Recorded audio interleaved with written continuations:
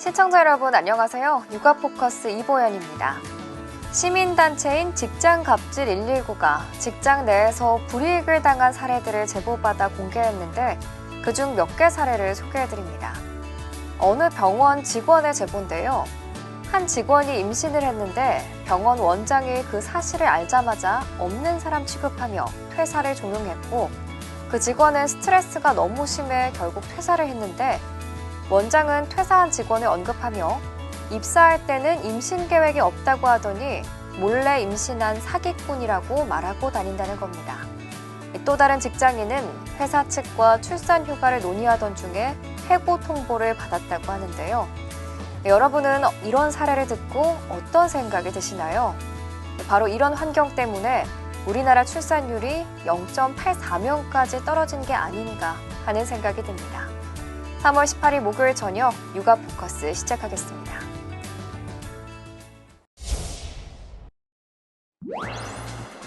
지난해 지방자치단체 과장급 여성공직자 비율이 처음으로 20%를 넘은 것으로 나타났습니다. 여성가족부에 따르면 지방에 근무하는 5급 이상 공무원 중 여성의 비율은 2018년 15% 수준에서 점차 늘어 지난해 20.8%로 집계됐고 중앙부처 본부과장급도 여성이 22.8%를 차지했습니다. 지난해 공공부문 가운데 여성관리자 비율이 가장 높은 곳은 교육부로 여성 교장교감의 비율이 44.5%에 달했습니다. 반면 여성관리자 비율이 가장 낮은 기관은 2.7%에 그친 해양경찰청이었습니다. 경찰이 최근 3년간 서울에서 2회 이상 학대 신고가 들어온 아동을 대상으로 전수조사를 실시합니다. 서울시와 합동으로 이뤄지는 이번 조사에선 학대 여부 점검과 가족 심층 면담 등이 진행되는데요. 경찰은 관련 조사를 정례화할 방침입니다. 서울경찰청과 서울시가 아동학대 의심 사례 합동 전수조사를 실시하기로 했습니다. 대상은 최근 3년간 2회 이상 학대 신고가 들어온 가정으로 관련 아동은 모두 688명, 기간은 3월 8일부터 다음 달 말까지입니다. 학대 예방 경찰관과 자치구 학대 전담 공무원, 아동보호기관 관계자로 구성된 조사단은 학대 여부 조사와 함께 해당 가정이 처한 환경 등에 대해 가족 심층 면담도 진행할 계획입니다. 전수조사는 올해 10월에도 이루어질 예정이고 매년 실시하는 등 정례화하여 아동학대 사각지대가 발생하지 않도록 전문가들은 이번 조사가 실질적인 학대 예방 효과로 이어지기 위해선 정확한 상황 진단과 이와 관련된 유관기관의 지속적 모니터링과 지원 등이 뒤따라야 한다고 강조합니다. 신고받은 가정은 위기 가정이다라고 생각하면 좋아요. 그게 한 번이건 두 번이건 간에 그 지역사회에서 관심을 갖고 돌볼 수 있게 하는 지원 체계를 좀 더 풍성하게 마련해 주는데 초점이 맞춰져야 되는 거죠. 잇따른 아동학대 사건이 사회에 충격을 주고 있는 가운데 학대 발생 가정을 처벌 관점이 아닌 보호 지원 대상으로 접근하는 노력이 필요하다는 지적입니다. 지난 2일 전국의 학교들을 개학하면서 등교 수업과 더불어 지난해처럼 온라인 원격 수업도 병행하고 있는데요. 정부가 개발한 원격 수업 플랫폼이 말썽을 일으키며 학생과 학부모들이 불편을 겪고 있습니다. 맘카페 등 온라인 커뮤니티에는 EBS 원격 수업 플랫폼인 온라인 클래스가 먹통이란 게시물이 잇따라 올라왔습니다. 접속이 원활하지 않거나 수업 화면이 뜨지 않는다는 내용입니다. 재접속하라 그래서 재접속하면 이제 한참 기다려야 되고, 그래서 그런 과정에서 출결 확인하는 조회 시간을 놓친다던가. 온라인 클래스를 비롯해 또 다른 원격 수업 플랫폼인 이학습터에서도 비슷한 오류가 이어지고 있었던 상황. 현장에 불편이 커지자 교육부는 서버 자체의 문제는 아니라면서 일부 프로그램에서 발생한 오류를 즉각 시정하며 모니터링하고 있다고 해명했습니다.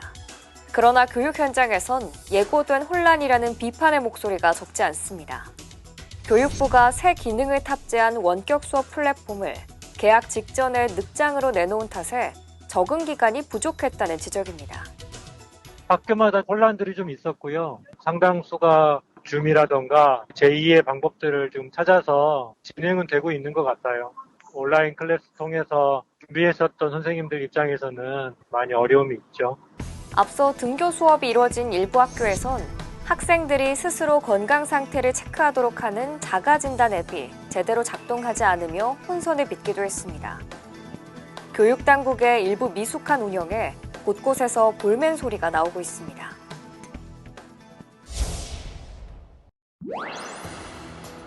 코로나19로 늘어난 층간소음, 평소와 비교해 민원이 30% 이상 급증하는데 소음이 발생할 때 가장 중요한 건 침착한 대응입니다. 무턱대고 윗집을 찾아가 항의했다간 상황이 더 복잡해질 수 있습니다. 법원 판례를 보면 재판부는 천장 두드리기, 전화 연락, 문자 메시지 항의는 가능하다고 봤습니다. 하지만 초인종 누르기, 현관문 두드리기, 직접 들어가서 항의하기 등은 불법으로 규정했습니다. 폭행 등 다른 분쟁으로 이어질 수 있기 때문입니다. 직접적인 갈등은 피하는 게 상책. 함부로 소음에 보복했다가는 처벌을 받을 수도 있습니다. 층간소음을 직접적 물리적으로 보복하는 경우 경범죄, 협박, 폭행 등 형사처벌 대상이 될 수 있기 때문에 주의가 필요합니다. 전문가들은 관리사무소나 이웃사회센터 등 중재기구를 통해 대화하는 게 최선이라고 지적합니다. 아마 민원을 완전 없앤다, 해결한다라는 부분에 방점을 찍지 말고 서로 어차피 안고 가야 되는 문제다, 관리해줘야 되는 문제다라는 형태로 간다면은 의외로 효과를 많이 봅니다.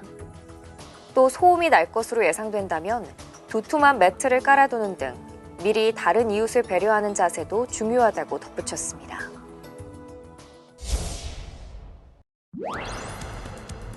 이번 겨울은 계절성 대표 감염병인 독감이 유행하지 않고 지나간 것으로 나타났습니다. 질병관리청에 따르면 독감 유행이 본격화하는 시기인 지난해 44주차부터 올해 8주차까지 외래 환자 1000명당 독감 의심 환자 수는 2명 안팎으로 유행주의보 발령 기준인 5.8명을 계속 밑돌았습니다. 코로나19 예방을 위해 마스크 착용과 개인 위생 관리를 철저히 한 덕분으로 풀이됩니다. 또 작년과 재작년 모두 36주차에 처음으로 인플루엔자 바이러스가 검출된 것과 달리 지난해 하반기에는 단 한 건도 바이러스가 나오지 않았습니다. 유명인이라며 최근 SNS 등에서 퍼진 이성, 동성 간 성적 영상물. 관계없는 사진들이 합성된 딥페이크 알패스물로 최근 늘고 있는 사이버 성폭력 범죄입니다. 지난해 N번방 등 사건을 계기로 경찰 디지털 성범죄 특별수사본부가 설치되면서 강력 대응에 이어졌지만 신종 수법까지 잇따르고 있는 겁니다. 경찰이 온라인상 성폭력 범죄 수요와 공급 원천 차단을 위해 10월까지 불법 유통망과 공급책 집중 단속에 나서기로 했습니다. 대상은 기존 성착취물을 포함해 신종 성범죄물 제작, 유통, 소지 행위입니다. 이미 경찰은 딥페이크 같은 허위 영상물 제작 유포 사범 단속을 지난해부터 올해 4월까지 실시하고 있습니다. 텔레그램, 디스코드 등을 중점 단속 대상으로 선정해 엄정 수사하고 피해자 보호 지원을 위한 관계기관 협업 및 제도 개선도 적극 추진하겠습니다. 경찰은 공조수사를 통해 국외 도피 피해자를 신속 검거 송환하고 불법 행위로 얻은 범죄 수익금은 몰수와 추징 보전에 적극 나설 방침입니다. 또 온라인 성범죄 가해자와 피해자 다수가 10대 이하인 만큼 청소년 상대 교육 홍보 활동을 추진할 예정입니다.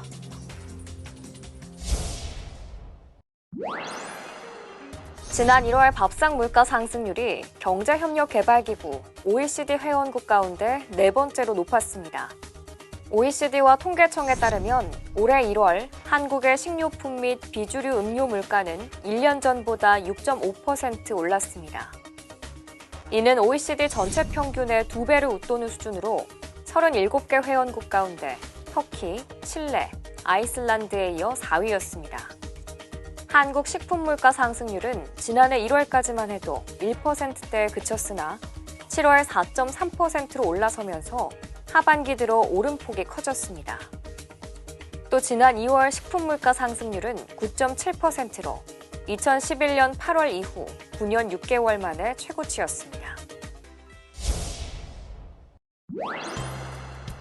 넓은 바다 위로 어선 한 척이 지나갑니다. 김 양식장에 설치된 김발을 끌어올려 물김을 수확하는 겁니다. 작년 12월부터 수확이 시작됐는데 다음 달까지 이어질 예정입니다. 진도와 완도 등 주로 남해에서 생산되던 김이 중부지방인 경기도 안산시 대부도 앞바다에서 생산되는 겁니다. 대부김은 맛과 향이 뛰어나고 영양도 풍부하다는 평가를 받고 있습니다. 서해안 갯벌도 있고 저수간만의 차이도 많고 물이 지금 들물술물이 많으니까 그 영향도 많은 것 같습니다. 대부김을 맛본 소비자들의 반응은 아주 좋습니다. 대부도에서 김이 나는지 몰랐거든요. 근데 한번 먹어보니까 고소하고 품질도 좋아서 계속 대부김만 찾게 되는 것 같아요. 대부도의 김 양식 어장은 16곳에 1,700헥타르, 연간 12,000톤의 물김이 생산되는데 품질이 좋아 전국 각지에서 앞다퉈 구매하고 있습니다. 안산시는 어민 소득 증대를 위해 김 양식을 적극 지원하고 있습니다. 고품질 김을 생산하기 위해서 시설을 더 확대 지원할 계획입니다. 또한 서해 청정해역에서 자란 대부김을 활용한 다양한 안산만의 브랜드를 개발. 해양 생태계가 변화하면서 남해에서 주로 생산되던 김이 서해 대부도의 특산품으로 명성을 떨치고 있습니다.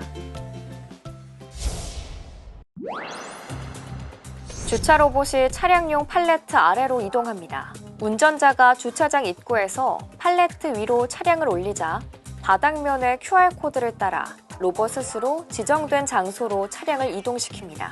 차를 주차장 입구까지만 운전해오면 주차 과정에선 사람의 손길이 전혀 필요 없는 겁니다. 로봇을 활용하면 동일한 주차 면적에서 주차 가능 대수가 30% 이상 증가하는 것으로 나타났습니다. 예약 기능도 가능하고요. 발렛 파킹 이용도 가능합니다. 바닥에 있는 QR코드를 인식하는 기술은 저희가 2015년 출원을 했고요. 지금 원천 기술을 확보하고 있습니다. 주차 로봇은 주차장법상 기계식 주차 장치에 해당하지만 안전 기준과 규격이 없어 그간 안전도 심사 및 인증이 제한됐습니다. 이에 정부는 신사업 추진 기업들에 임시로 규제를 면제해주는 규제 샌드박스를 통해 실증 특례를 부여했습니다. 안전성이 인증된 실증 사업이 중간에 중단된 일이 없도록 임시 허가가 될 수 있도록 산업융합촉진법을 현재 마련하려고.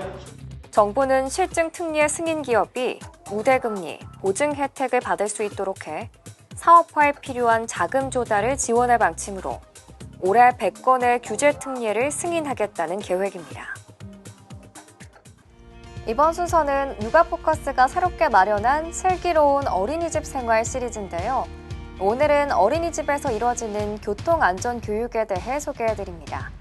우리 아이들이 어린이집에서 어떻게 교통안전교육을 받고 있는지 지금 바로 만나보시죠.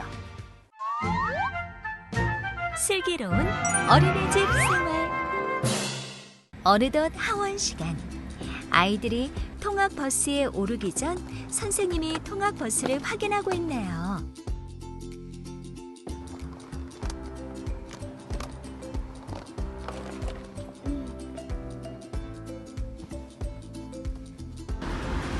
안전띠 문제 없고.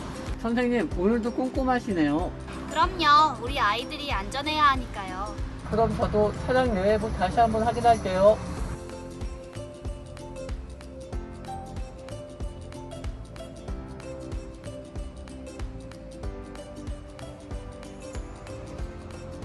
통학버스 안전수칙을 모두 확인했으니 이제 우리 친구들을 데리러 가볼까요? 달리는 차 안에선 안전띠를 매고 내릴 땐 좌우를 살펴요. 마지막까지 집에 안전히 돌아가면 더 기분 좋은 하루가 되겠죠? 네!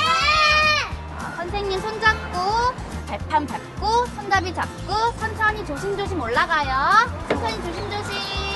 천천히 조심조심. 손잡이 잡고 올라가. 손잡이 잡고. 손잡이 잡고. 천천히 조심조심. 조심조심. 손잡이 잡고. 으쌰. 하나, 둘, 셋. 레비가 어딨지? 차량 주변에도 안 보이는데요. 내려서 확인해봐야겠어요. 제가 한번 확인할게요. 아이들이 모두 탔나 확인하는데 레비가 안 보이네요.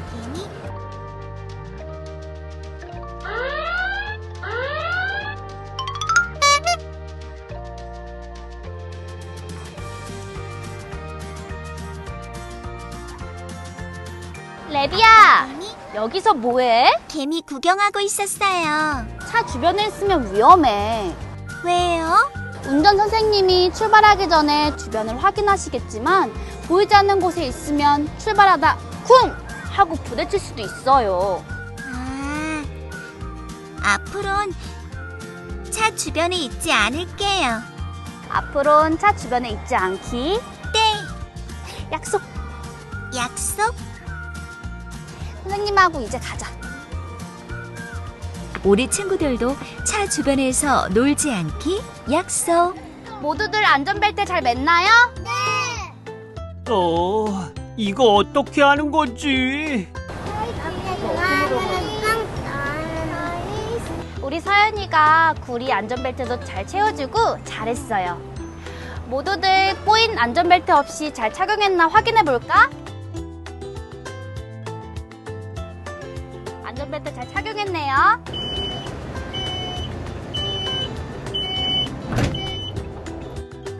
우와, 차 타는 거 진짜 재밌다.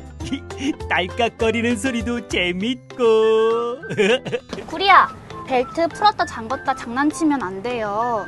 왜요? 혹시나 벨트가 풀려있을 때 갑자기 차가 멈추면 균형을 잃고 앞으로 넘어질 수도 있어. 안전벨트는 내릴 때만 푸는 거야. 맞아요. 우리 태은이가 아주 잘하는구나. 그럼요. 차가 움직일 때 일어나면 위험한 것도 알아요. 구리야, 너도 앞으로 조심해. 알았어. 나도 앞으로는 조심할게. 모두 안전띠 착용 완료! 이제 출발해 볼까요? 네! 운전 선생님, 출발해 주세요.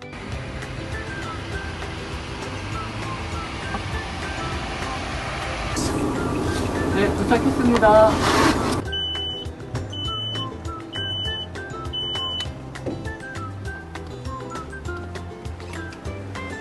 천천히 조심조심. 우리 서연이.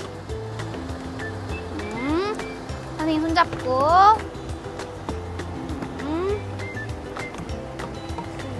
엄마 왔어요. 우리 태훈이도.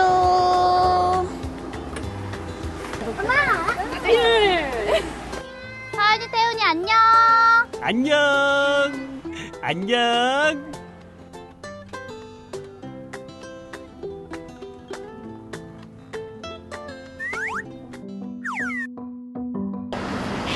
엄마, 노란색 밖에서 좀 기다려야 해요. 우리 서연이가 잘하는구나. 어린이집에서 배웠어요. 횡단보도를 건너기 전 먼저 좌우를 살피고 손이 들어갔나요?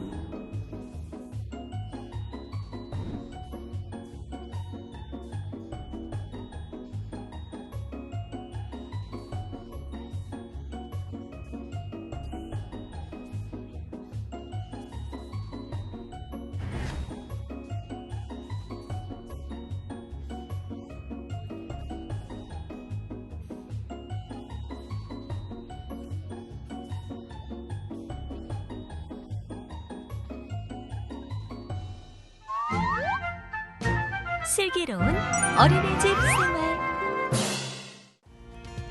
이번 순서는 한 주간에 발표된 우리나라 인구 동향과 중앙정부와 지자체의 인구 정책 등을 모아서 소개해드리는 인구 이슈입니다. 지금 바로 시작합니다.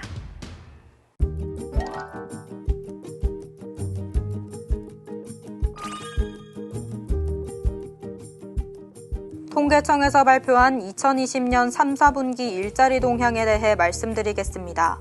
전체 임금근로 일자리는 1910만 8천 개이고 전년 동기와 비교하여 일자리 36만 9천 개가 증가했습니다. 일자리 형태별 분포로 살펴보면 전체 일자리 중에서 전년 동분기와 동일한 근로자가 점유한 지속 일자리는 69.7%, 대체 및 신규 일자리를 포함한 신규 채용 일자리는 30.3%였습니다. 성별 일자리의 전년 동기 대비 증감을 살펴보면 남자는 8만 개, 여자는 28만 9천 개가 증가했습니다. 전체 일자리 대비 성별 비중은 남자가 57.7%, 여자는 42.3%를 차지했습니다. 연령대별 일자리의 전년 동기 대비 증감을 살펴보면 20대 이하와 30대는 감소한 반면 40대, 50대, 60대 이상은 증가했습니다.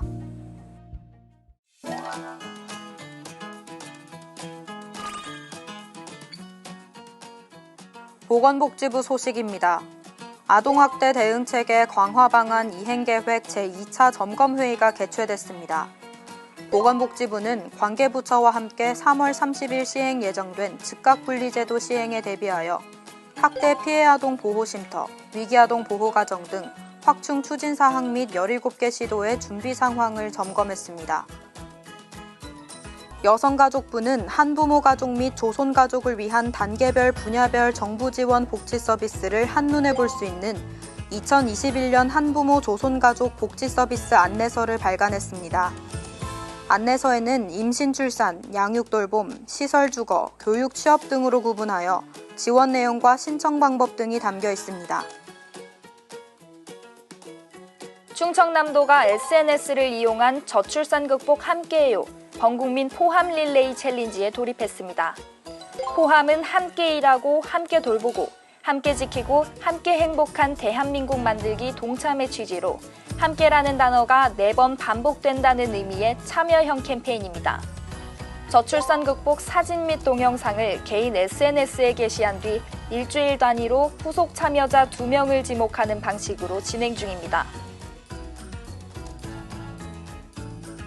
인구보건복지협회가 비대면 시대의 우리 가족 이야기를 주제로 가족 참여 동영상 공모전을 개최합니다. 공모전 접수 기간은 3월 22일 월요일까지며 전 국민 누구나 참여 가능합니다. 작품 접수는 공모전 홈페이지를 통해 온라인으로 하면 됩니다. 장르는 제한이 없으며 분량은 1분 이상 5분 이내입니다. 자세한 공모전 정보는 홈페이지에서 확인하실 수 있으며 관련 문의사항은 인구보건복지협회 인구사업과로 문의하시면 됩니다. 많은 응모 부탁드립니다.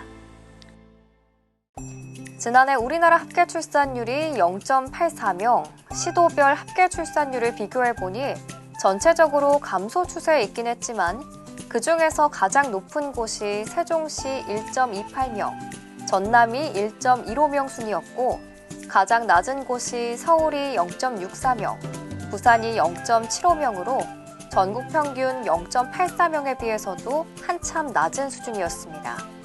이러다가 서울에서는 갓 태어난 신생아를 점점 볼 수 없게 되는 게 아닌지 걱정스럽습니다. 3월 18일 육아포커스 여기까지입니다. 시청해주셔서 고맙습니다.